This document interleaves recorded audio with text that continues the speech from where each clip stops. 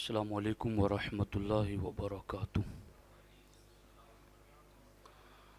الحمد للہ رب العالمین والصلاة والسلام علی سید الانبیاء والمرسلین وعلی آلہ واصحابہ اجمعین، اما بعد فاعوذ باللہ من الشیطان الرجیم، بسم اللہ الرحمن الرحیم۔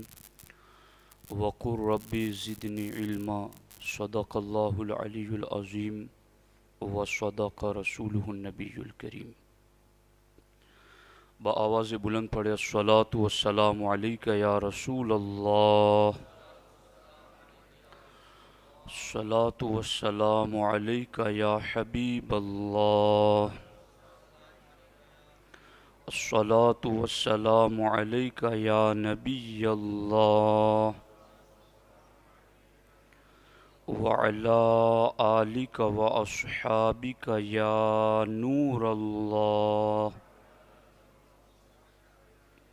صلی اللہ تعالی علیہ وسلم۔ اللہ رب العزت کا بے پناہ فضل و کرم، احسان اور شکر ہے کہ اس رب کی توفیق سے میں اور آپ عالمی تحریک سنی دعوت اسلامی کے زیر اہتمام مکاتب کا ایک زبردست نظام احیاء اسلامیات کے رسمی اجرا کی محفل میں شریک ہیں۔ اللہ رب العزت کی بارگاہ میں دعا ہے رب ذوالجلال ہمیں اپنے دینی مقاصد میں کامیابی عطا فرمائے۔ مکاتب کی اہمیت کے حوالے سے چند باتیں آپ کے گوش گزار کرنا چاہتا ہوں۔ دوستان محترم، دنیا میں ہر قوم اور ہر ملک اپنی طاقت منوانے کے لیے اور غلبہ حاصل کرنے کے لیے جد و جہد میں لگے ہوئے ہیں۔ ہر کوئی اس کوشش میں لگا ہوا ہے کہ ہماری طاقت سامنے والا تسلیم کر لیں اور ہمارے اثرات قبول کر لیں، اور دیکھا یہ جا رہا ہے کہ جن کے پاس اسلام کا نور نہیں ہے، ان کی طاقتیں ماننے سے اور ان کے اثرات قبول کرنے سے انسانیت تباہی کی طرف جا رہی ہے۔ اسلام فطری مذہب ہے۔ جس رب نے انسان کو پیدا کیا اسی رب نے اسلام عطا کیا۔ انسانیت کی گاڑی کیسے چلے گی اور منزل پر پہنچے گی، اس کو اس کا خالق ہی بہتر جانتا ہے، اور اسی نے ہمیں بتایا ہے۔ اب دنیا میں غلبہ، طاقت و قوت کے حصول کے 3 ذرائع ہیں جن کو تفاسیر میں اور امام غزالی رضی اللہ تعالیٰ عنہ نے اس کو احیاء العلوم میں بھی لکھا ہے، اور یہی چیز کہ 3 چیزوں میں سے کسی ایک کے ذریعہ لوگ اپنی طاقت منوانا چاہتے ہیں اور اپنے اثرات دوسرے لوگوں پر مرتب کرنا چاہتے ہیں۔ پہلی چیز علم کے ذریعہ، دوسری چیز دولت کے ذریعہ، اور تیسری چیز حکومت کے ذریعہ۔ یہ 3 چیزیں ہیں جن کے ذریعہ لوگ اپنے غلبے کو اور اپنی طاقت و قوت کو منوانا بھی چاہتے ہیں اور اپنے اثرات اور اپنی روایات کا دوسروں کو پابند بھی بنانا چاہتے ہیں۔ لیکن ان تینوں میں بھی سب سے اہم جو چیز ہے اسے علم کہتے ہیں۔ حضرت سلیمان علیہ السلام سے اللہ رب العزت نے ارشاد فرمایا کہ تمہیں اختیار ہے کہ تم تینوں میں سے کسی ایک کو اپنے لیے پسند کر لو، علم لے لو، حکومت لے لو یا دولت لے لو۔ حضرت سلیمان علیہ السلام نے کہا میں علم کو پسند کرتا ہوں۔ جب آپ نے علم کو پسند کیا اور اختیار کیا تو اللہ رب العزت نے حکم عطا فرمایا، علم کی برکت سے ہم نے تمہیں دولت بھی عطا کی اور حکومت بھی عطا کی۔ دوستان محترم، علم کی طاقت اتنی زیادہ ہوتی ہے کہ مالدار شخص بھی اس کا محتاج ہے اور حکومت پر براجمان شخص بھی اس کے محتاج ہیں۔ اور پھر علم دین کی تو شانی جدا ہے کہ اس علم دین والوں کے جنت میں بھی جنتی محتاج ہوں گے۔ اس کو سمجھنے کی ضرورت ہے۔ علم کے ذریعہ حکومت بھی ملی، دولت بھی ملی، لیکن آج جن حالات سے میں اور آپ گزر رہے ہیں، ان حالات میں حکومت والے بھی اس علم دین کو مٹانے میں لگے ہوئے ہیں اور سرمایہ دار بھی اسلامی اقدار و روایات کو مٹانے میں لگے ہوئے ہیں۔ ایسے وقت میں ہماری ذمہ داریاں کیا بنتی ہیں؟ اخبار اور سوشل میڈیا کے ذریعہ آئے دن ہم لوگ یہ باتیں پڑھ رہے ہیں کہ ہمارے نونہال بچے جو اسکول میں پڑھتے ہیں، ان کا نظام اور نصاب وہاں بھی بدلا جا رہا ہے۔ وہاں ان کو ایسی چیزیں پڑھانے کا پابند کیا جا رہا ہے کہ جن کا اسلام سے کوئی تعلق تو نہیں، بلکہ اسلام کے خلاف اس کے اثرات امت پر مرتب ہو سکتے ہیں، اور اس کو باضابطہ کئی صوبوں میں لازم کر دیا گیا ہے۔ یعنی میں مکاتب کی اہمیت بتانے کے لیے یہ چیز آپ کے سامنے رکھتا ہوں کہ ہمیں مکتب کو کتنا پاورفل اور کتنا مضبوط کرنا چاہیے۔ ایک طرف جب ہم حالات دیکھتے ہیں ہندوستان کے، تو قومی تہذیب کے نام پر غیر اسلامی آئیڈیالوجی اور تہذیب لوگوں پر مسلط کرنے کی تدبیر کی جا رہی ہے۔ راشٹرواد کے تحت بچوں کو گیتا میں سے اسباق پڑھائے جائیں گے اور ہندو دیوی دیوتاؤں کی دیو مالائی کہانیاں پڑھائی جائیں گی۔ صحت تندرستی کے نام پر انہیں یوگا کرایا جائے گا اور اس میں سوریہ نمسکار شامل کر دیا گیا ہے۔ وندے ماترم کا مشرکانہ ترانہ پڑھایا جائے گا، اور یہ ساری چیزیں، اور اسی کے ساتھ ساتھ اردو زبان کو کل عدم قرار دیا جا رہا ہے اور سنسکرت کو لازم اور ضروری قرار دیا جا رہا ہے۔ مسلمان کسی زبان کا مخالف نہیں ہے۔ ہمارے مذہب میں تو ہر زبان کے حرف کی تعظیم کا حکم دیا گیا ہے، چونکہ ہر زبان ہمارے نزدیک دین پیغام پہنچانے کا ذریعہ ہے۔ مگر کیا یہ منظم سازش سے ہم اپنے آپ کو بیدار نہیں کر سکتے کہ اردو کو کل عدم قرار دے کر سنسکرت کو لازم کر دیا جائے؟ اسکول میں حفظان صحت کے نام پر یہ یوگا اور اس کے اندر پھر سوریہ نمسکار کو شامل کر دیا جائے، اور قومی تہذیب کے نام پر دیوی دیوتاؤں کی کہانیاں پڑھائی جائیں۔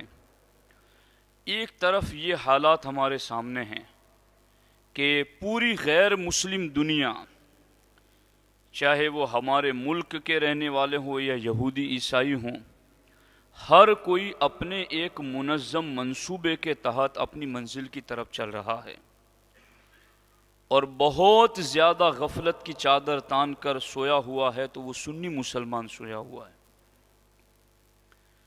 جس کے پاس راہ مستقیم ہیں اور جن کے پاس ہدایت کے لیے رہبر و رہنما امام الانبیاء کی ذات ہیں، ان کی سیرت اور ان کا کردار ہیں، صحابہ اہل بیت ان کی تعلیمات ہیں، صوفیاء صالحین کے طرز اصلاح ہیں، اس کے باوجود بھی سب سے زیادہ گم گشتگی کا شکار بھی اہل سنت و جماعت ہی نظر آتے ہیں۔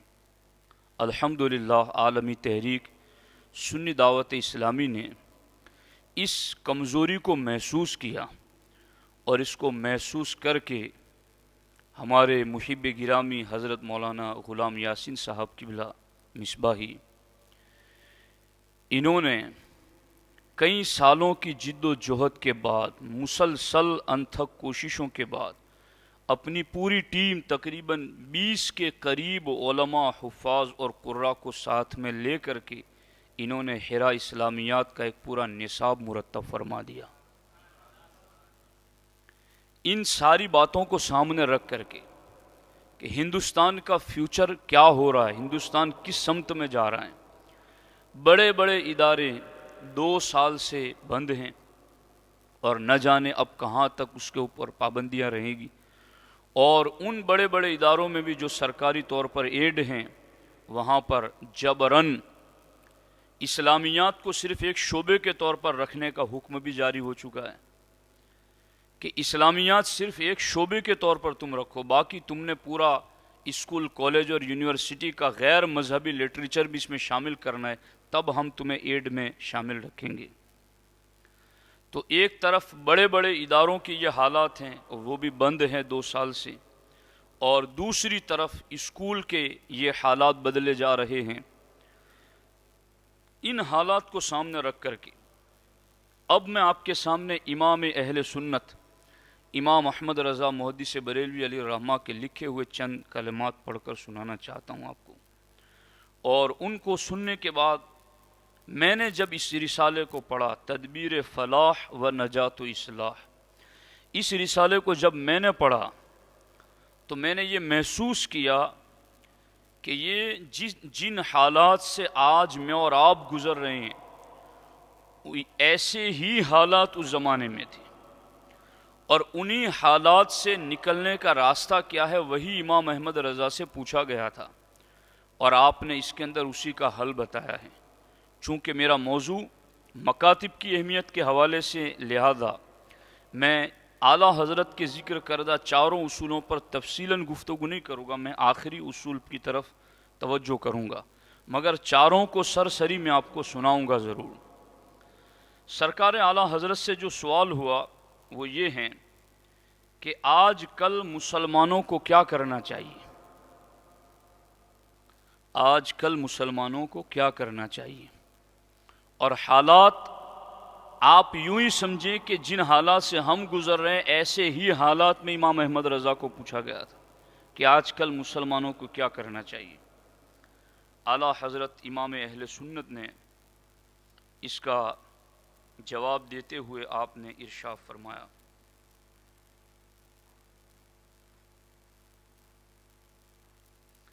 جواب میں آپ لکھتے، بے گناہ مسلمانوں پر جو مظالم گزر رہے ہیں، ہے نا توجہ آپ لوگوں کی، بے گناہ مسلمانوں پر جو مظالم گزر رہے ہیں اور سلطنت ان کی حمایت نہیں کر سکتی، صدمہ کے لیے کیا کم تھا، یعنی یہی چیز کیا کم تھی کہ ادھر پھر ترکوں کے معاملات آئے۔ تو آج کے حالات کو سامنے رکھ کر کے بھی اس عبارت کو آپ سنیں پھر سے کہ بے گناہ مسلمانوں پر جو مظالم گزر رہے ہیں اور سلطنت ان کی حمایت نہیں کر سکتی۔ اب ایسے حالات میں اعلیٰ حضرت سے پوچھا گیا کہ آج کل مسلمانوں کو کیا کرنا چاہیے۔ امام اہل سنت نے ان حالات سے مسلمانوں کو، بالخصوص ہندی مسلمانوں کو، اس دلدل سے نکلنے کے لیے 4 اصول عطا فرمائیں۔ پہلا، اب تفصیل کا وقت نہیں، باستثناء ان معدود باتوں کے جن میں حکومت کی دست اندازی ہوں، اپنے تمام معاملات اپنے ہاتھ میں لیتے، اپنے سب مقامات اپنے آپ فیصل کرتے، اور پھر اس کی تفصیل۔ ثانیاً، اپنی قوم کے سوا کسی سے کچھ نہ خریدتے کہ گھر کا نفع گھر ہی میں رہتا۔ تیسرا اصول، بمبئی، کلکتہ، رنگون، مدراس، حیدرآباد وغیرہ کے تونگر مسلمان اپنے بھائی مسلمانوں کے لیے بینک کھولتے۔ اور چوتھا اصول، اعلیٰ حضرت فرماتے سب سے زیادہ اہم، جس پر ہم آج بیٹھے ہیں، اعلیٰ حضرت فرماتے سب سے زیادہ اہم، سب کی جان، سب کی اصل اعظم، وہ دین متین تھا جس کی رسی مضبوط تھامنے نے اگلوں کو ان مدارج عالیہ پر پہنچایا، 4 دانگ عالم میں ان کی ہیبت کا سکہ بٹھایا، نان شبینہ کے محتاجوں کو بلند تاجوں کا مالک بنایا، اور اسی کے چھوڑنے نے پچھلوں کو یوں چاہے ذلت میں گرایا، ذلت کے کنویں میں گرا دیا۔ یعنی 4 اصول دیے، اور چاروں میں چوتھا اصول جو دیا اعلیٰ حضرت فرماتے ہیں وہ دین متین ہے، یعنی اس دین کو مضبوطی سے تھام لو۔ اور یہ دین متین چوتھا جو اصول ہے اعلیٰ حضرت کیا فرماتے ہیں کہ سب سے زیادہ اہم یہی ہیں، سب کی جان اور سب کی اصل یہی ہے دین متین۔ اب اگلی بات سننا، سرکار اعلیٰ حضرت فرماتے دین متین علم دین کے دامن سے وابستہ ہے۔ یہ اصل بات ہے کہ جن 4 اصولوں کو اپنا کر اے ہندوستانی مسلمانوں تم چاہے ذلت سے نکل سکتے ہو، ان 4 میں سب سے زیادہ اہم، سب کی اصل، سب کی جان دین متین۔ اور پھر آگے اس دین متین کے حوالے سے کیا کہا کہ دین متین علم دین کے دامن سے وابستہ ہے۔ علم دین سیکھنا، پھر اسی پر عمل کرنا، اپنی دونوں جہاں کی زندگی چاہتے وہ انہیں بتا دیتا۔ یعنی علم سیکھ کر اس پر عمل کرتے تو علم و عمل ہی بندے کو بلندیوں تک پہنچا دیتا۔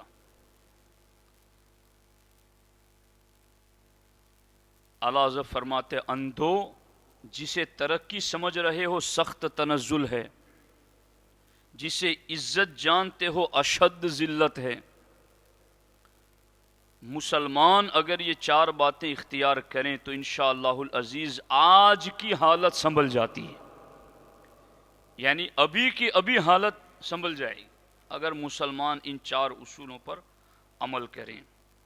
پھر اعلیٰ حضرت نے ان 4 اصولوں پر مسلمانوں کا رویہ کیا ہے اس کا تجزیہ بھی پیش کیا ہے، اور اعلیٰ حضرت نے اس پر لکھا بھی ہے کہ اب یہ عمل کریں تو آگے یہ ترقی ہوگی، مگر عمل کس نے کرنا ہے۔ اور 4 اصولوں کے بارے میں مسلمانوں کے جو انداز و اطوار ہیں اس پر آپ نے گفتگو کی ہے۔ الحاصل میں یہ بات آپ کی خدمت میں عرض کرنا چاہتا ہوں کہ ادھر علم کی وجہ سے سلطنت بھی ملتی ہے، دولت بھی ملتی ہیں، مگر آج کے جو حالات ہیں کہ سلطنت اور دولت دونوں اس علم کو مٹانے پر تلے ہوئے ہیں۔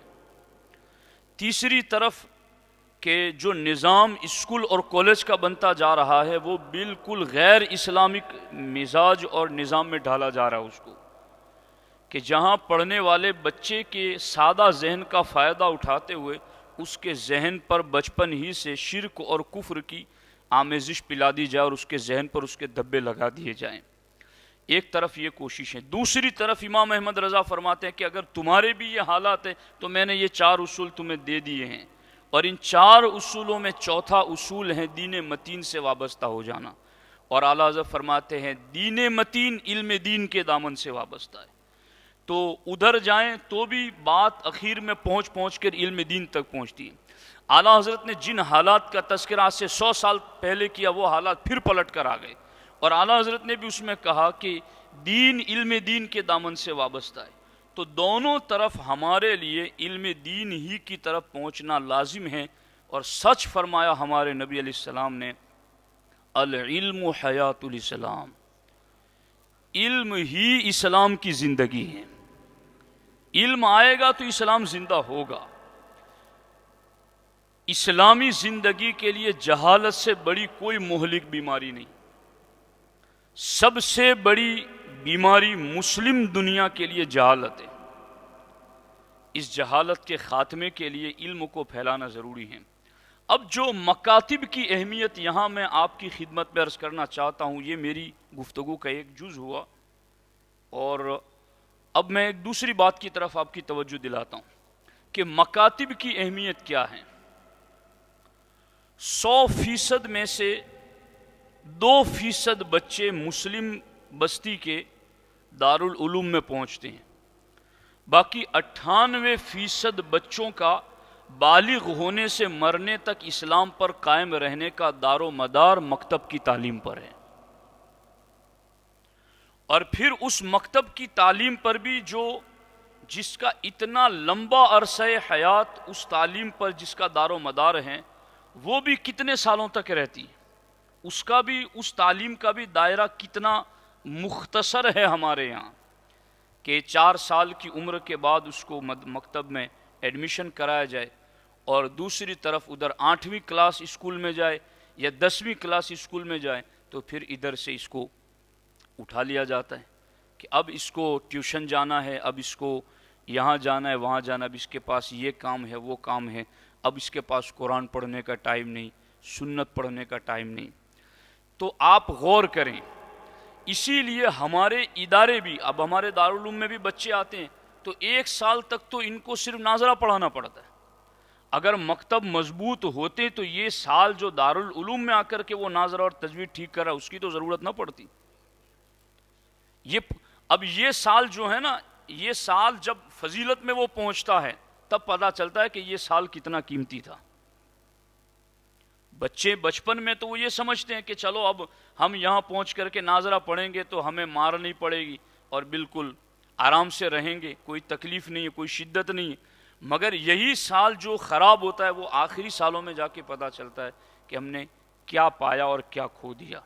اگر مکاتب مضبوط ہوتے تو یہ معاملہ نہ ہوتا۔ اب دارالعلوم میں بھی ادھر فضیلت کے بچے پڑھنے آ رہے ہیں، بڑی بڑی جماعتوں کے بچے پڑھنے آ رہے ہیں، ان کی گنجائش نہیں ہے۔ کیوں؟ اس لیے کہ ان کو لیا ہوا ہے نا، ایک پورا کلاس ہم لوگوں کو مکتب کا شروع کرنا پڑتا ہے وہاں پر، اور ایک مدرس پورا کا پورا مکتب کے لیے وہاں رکھنا پڑتا ہے، کیونکہ یہ حفظ کے لیے ابھی اس کے مخارجی ٹھیک نہیں ہے۔ تو کتنا نقصان ہو رہا ہے، ایک طرف تو اس بچے کا 1 سال کا نقصان ہوا، دوسری طرف جو بڑی جماعتوں میں پڑھنے والے بچے جن کے لیے دارالعلوم اسپیشلسٹ تیار کیا گیا وہی اس سے محروم رہ گئے۔ یہ مکتب کی تعلیم کی کمزوری کی وجہ سے ہو رہا ہے۔ اور یہ نصاب جو تیار کیا گیا ہے، اسلام کی پوری تعلیمات 5 شعبہ جات پر مشتمل ہیں: عقائد، عبادات، معاملات، معاشرت اور اخلاقیات۔ یہ 5 شعبے ہیں، اور ان 5 شعبوں میں سے ہر ایک کی ذیلی درجنوں شاخیں ہیں، پھر ان کی شاخوں کے ہزاروں انگنت مسائل ہیں۔ تو عقائد، معاملات، عبادات اور اخلاقیات اور معاشرت، ان 5 کا جو عطر ہیں اور اس کا جو ایک مواد ہیں اور اس کا ایک نور ہیں، وہ پورے کا پورا حاصل کر کے ہیرا اسلامیات میں جمع کر دیا گیا ہے۔ اس میں عقائد کے اعتبار سے بھی جو عقیدہ ہوگا اس میں ساتھ میں نیچے آیت ہوگی کہ یہ عقیدہ کس آیت سے ثابت ہے۔ اور اگر بدعقیدوں کا، کسی بھی دیوبندی، وہابی، غیر مقلد، قادیانی، ان تمام بدعقیدوں کے رد پر بھی جو ان کا غلط عقیدہ بتایا گیا ہوگا کہ یہ ان کا غلط عقیدہ ہے، تو یہ قرآن کی کس آیت کے مخالف ہے وہ آیت بھی نیچے لکھی گئی ہے۔ یہ نصاب ہمارے مولانا غلام یاسین صاحب اور ان کی سرپرستی میں جن ساتھیوں نے محنت کر کے تیار کیا ہے، میری دانست کے مطابق یہ اتنا کامل ہیں کہ اگر اس کو اچھے ڈھنگ سے پڑھا دیا جائے تو بچہ 8ویں اسکول میں جانے تک وہ امامت کرنے کے درجے پر پہنچ جائے گا۔ یعنی اگر کہیں کوئی نہیں ملتا تو وہ امامت بھی کر لے گا، اتنی ضروری بنیادی علم اس کے اندر رکھ دیا گیا ہے۔ تو اس کی طرف ہمیں توجہ کرنے کی ضرورت ہے۔ اب یہ نصاب ہمارے درمیان آ گیا ہے، اس کو چلانا کیسے ہے؟ اب یہ بھی تو ایک چیز ہے نا کہ گاڑی کوئی خرید لے مگر اس کو چلانے کا ڈھنگ ہی پتہ نہ ہو تو اس سے فائدہ اٹھانے کی بجائے نقصان اٹھا لیتا ہے یا کامل مستفیض نہیں ہو پاتا ہے۔ تو اس کا طریقہ کار کیا رہے گا، اس نصاب کے نفاذ کا طریقہ کار کیا رہے گا، اس کو کیسے چلانا ہے، اس کے حوالے سے تفصیلی گفتگو مولانا غلام یاسین صاحب ابھی کریں گے۔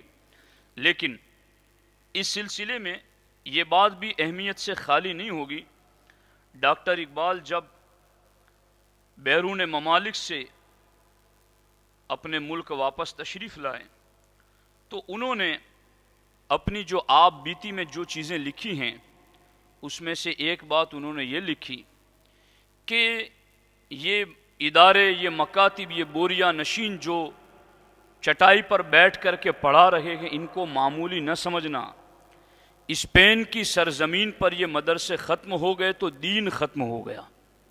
نعرہ تکبیر، نعرہ تکبیر، نعرہ رسالت، نعرہ رسالت، حضور بلبل باغ مدینہ، حضور بلبل باغ مدینہ، نعرہ تکبیر، نعرہ رسالت۔ وعلیکم السلام۔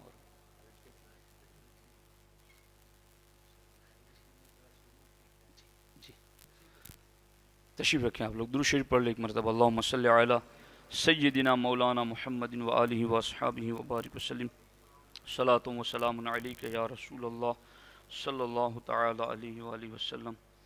تو دوستان محترم، مکاتب کے حوالے سے میں نے چند ضروری باتیں آپ کی خدمت میں عرض کی کہ اب اس حوالے سے کتنا متحرک اور بیدار رہنا ضروری ہے، اس کو ہمیں سمجھنا ہوگا۔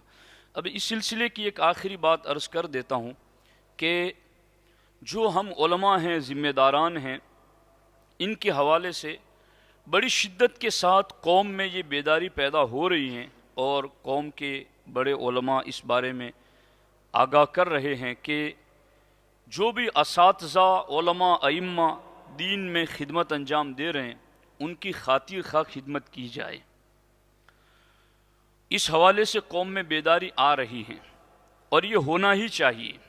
ہمارے ہرا اسلامیات میں ایک چیز یہ بھی ہے کہ ان کو خاطر خواہ ان کی محنت کا معاوضہ دیا جائے، لیکن اگر خاطر خواہ رقم نہیں بھی ملتی تو ہمیں جو وارث بنایا گیا ہے، سرکار نے کہا ہی تو ہے کہ درہم و دینار کا وارث نہیں بنایا ہم نے۔